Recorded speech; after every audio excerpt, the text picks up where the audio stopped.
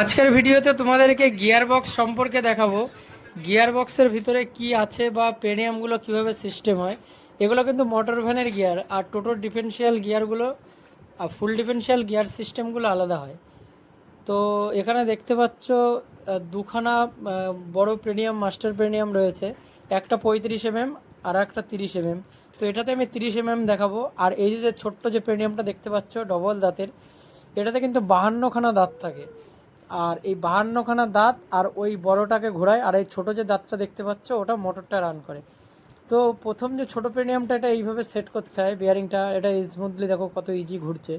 আর এখানে যে বড় যে বিয়ারিংটা দেখতে পাচ্ছ, এই বড় বিয়ারিংয়ে আমাদের এই বড় সকেট সমেত এই পেনিয়ামটা লাগবে ঠিক এইভাবে। আর লাগানোর সময় আমাদেরকে সাবধানে লাগাতে হবে, কারণ এর ভিতরে একটা অয়েল স্প্রিং থাকে যেটা যাতে কোনো ক্ষতি না হয়, তাহলে কিন্তু লিক করবে।